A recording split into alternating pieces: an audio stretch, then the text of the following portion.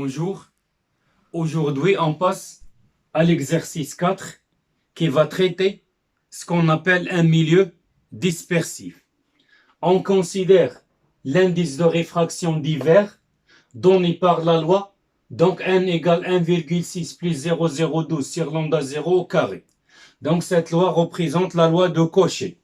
Avec lambda 0, la longueur d'onde dans le vide, elle s'exprime en micromètres. Première question, calculer l'indice de réfraction d'Hivert pour les radiations suivantes. Pour le violet, de longueur d'onde, lambda V égale 433 nanomètres. Et pour le jaune, lambda G égale 570 nanomètres. Deuxième question, calculer la longueur d'onde et la célérité de l'onde dans le vert pour les radiations précédentes, c'est-à-dire pour le violet et pour le jaune.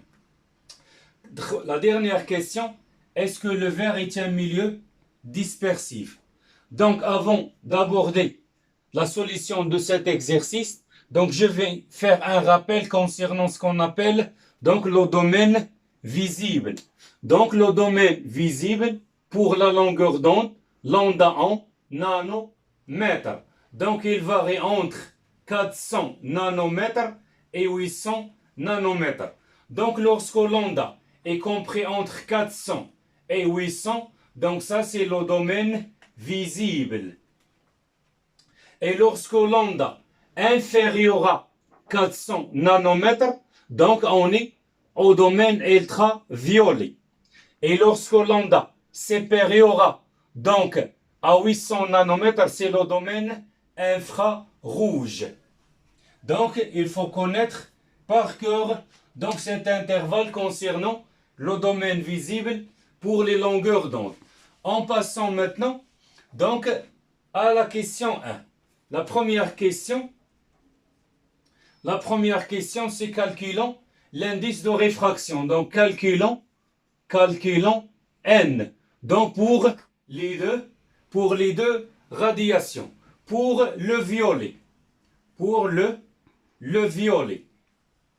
Donc on a quoi? On applique la loi de Cauchy. N égale 1,6 plus 0,012 divisé par donc lambda 0 au carré.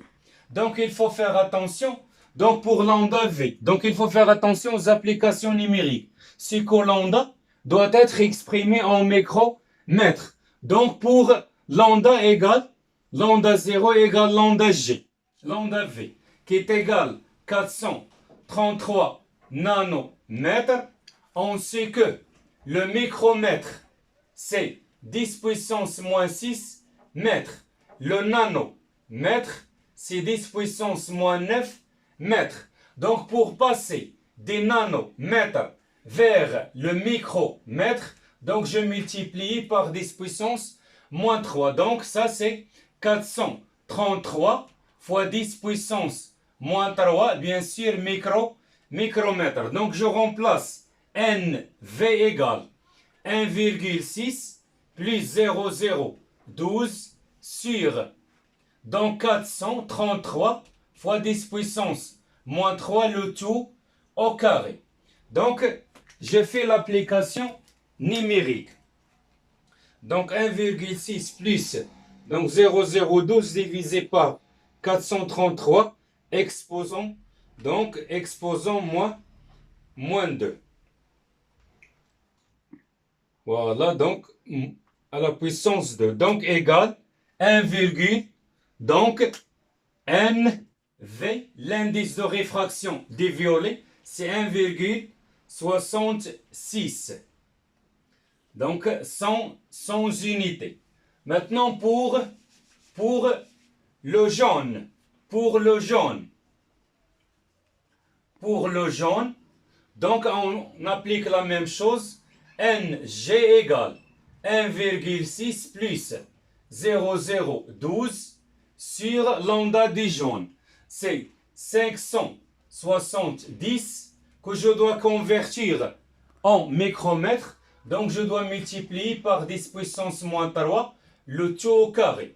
Donc après tout calcul fait, Donc, on trouve 1,64. Donc, ça, c'est l'indice de réfraction pour la radiation jaune. Maintenant, on passe à la deuxième question. La deuxième question, c'est déterminer la longueur d'onde ainsi que la célérité de la lumière dans le verre pour les deux radiations. Voilà. Donc, deuxième question. Donc, la deuxième question, qu'est-ce qu'on a? Donc, on doit utiliser la même chose, toujours la loi de Cauchy. Donc, on a N, donc égale 1,6 plus 0, ou bien tout simplement, puisqu'on cherche. Donc, on cherche, déjà vous avez la longueur d'onde, l'onde à 0, donc on cherche, et on a l'indice de réfraction. Donc, pour établir la longueur d'onde dans le verre, donc on utilise la relation reliant l'indice de réfraction à la célérité de la lumière et celle dans le milieu. Donc, et c'est tout simplement lambda 0 fois nu sur lambda fois nu.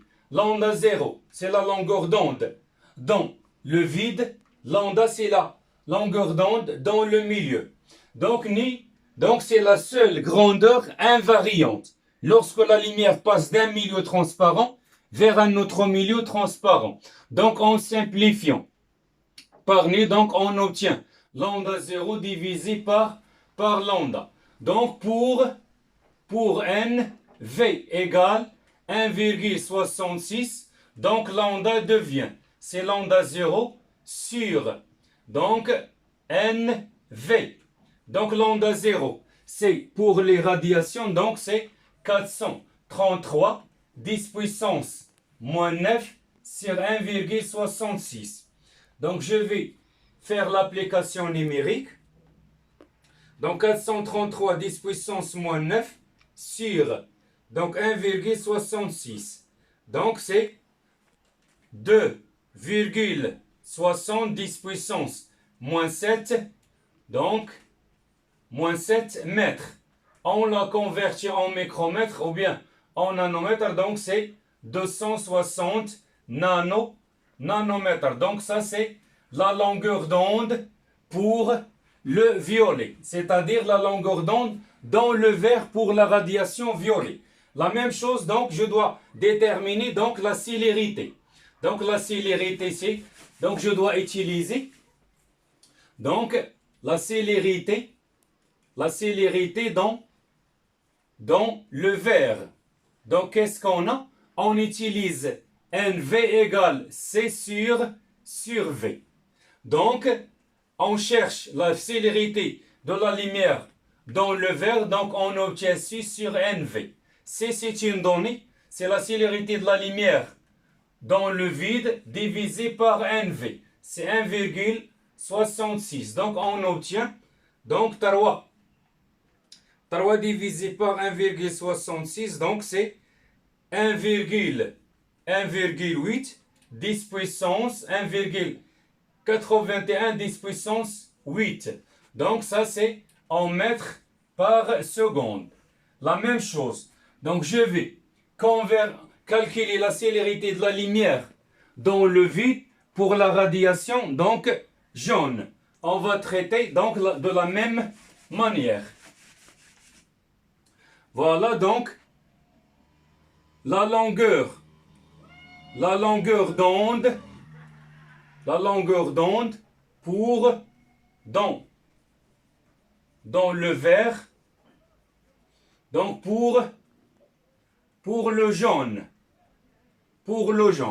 Donc qu'est-ce qu'on a? On a aussi NG égale lambda 0 divisé par lambda. Donc, lambda égale lambda 0 sur NG. Donc, c'est 570 10 puissance moins 9 sur NG. On a trouvé que c'est 1,64. Donc, on trouve 570 divisé par 1,64. Voilà, égale Pardon. Donc,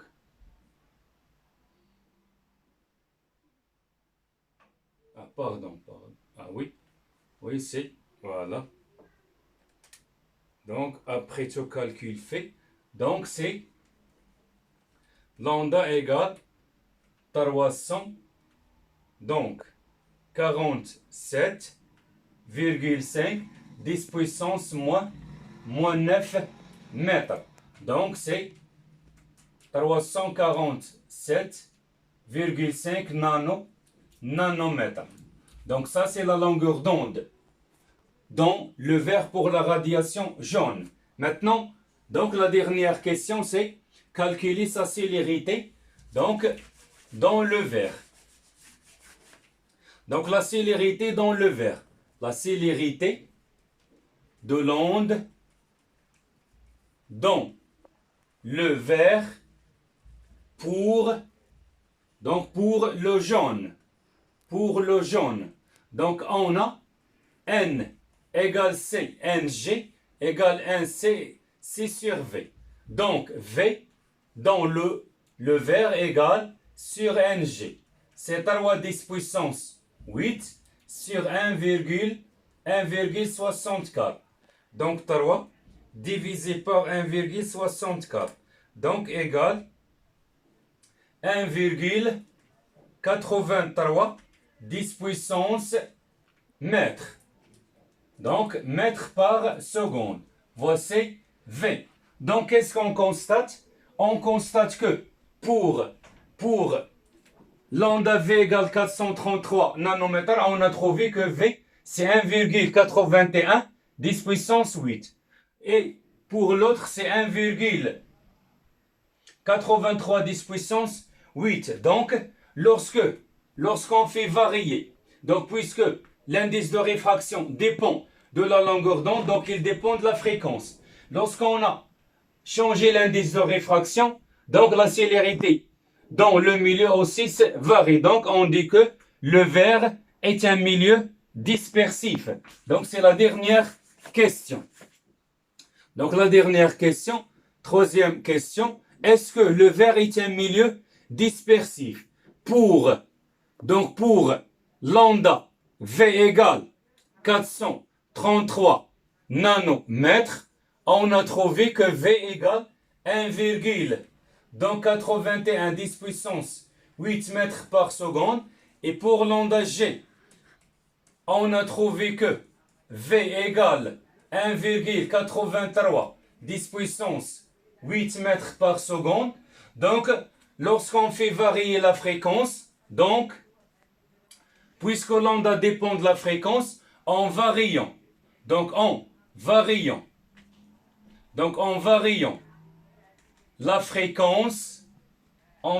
la fréquence, ni, alors la célérité dans le vert varie. Donc, c'est-à-dire, donc la célérité dépend de la fréquence.